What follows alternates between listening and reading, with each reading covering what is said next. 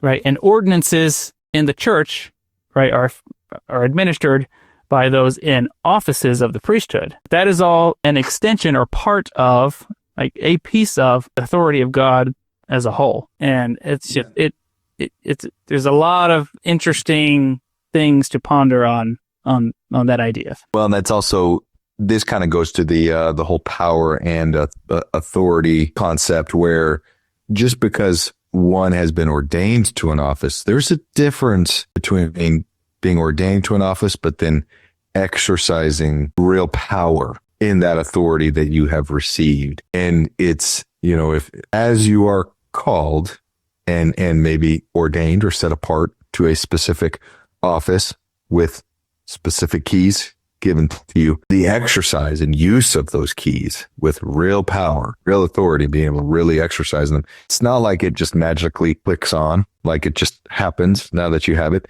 Yes, there will be some additional benefits, but you've really got to grow into and magnify those keys that you've been given. I mean, it takes real effort and energy and commitment to really be able to exercise and wield those keys with power, and so I taught a priesthood prep class for some people in the ward who are preparing to receive Melchizedek priesthood. So I started off real high level. What is priesthood? Well, at its core, it's authority, and then so that could be a calling in the church. You receive a calling as to be a teacher. Well, you receive authority to teach.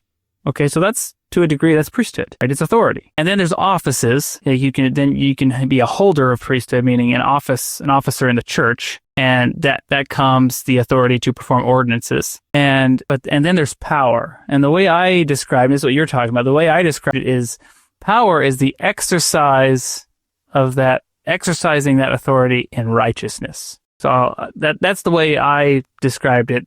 Is that, like, the power of the priesthood comes from individual righteousness and exercising authority in righteousness, and righteous exercise and righteous dominion. Like, that's the power of the priesthood, and that's kind of how I explained it the other day in the class.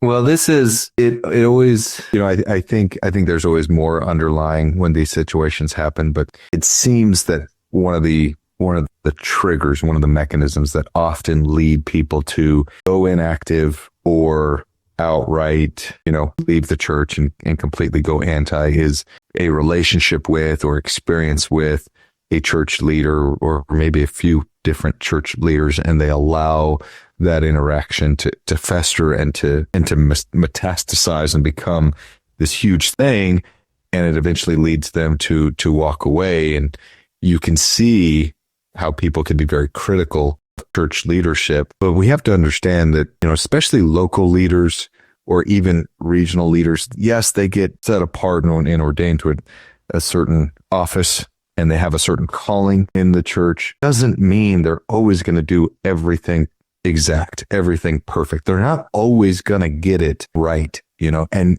most of these men are extremely righteous, and they're doing the best they can, and they truly do try to magnify their calling.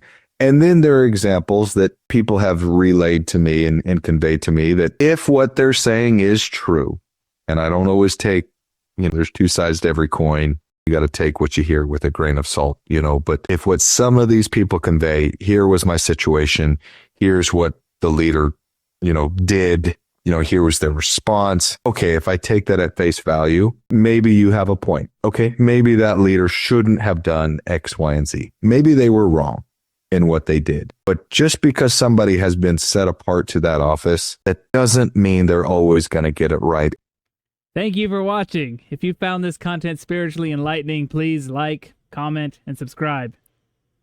Like the gospel, these little things make all the difference, and it helps the algorithm push out better content for everyone to enjoy on YouTube.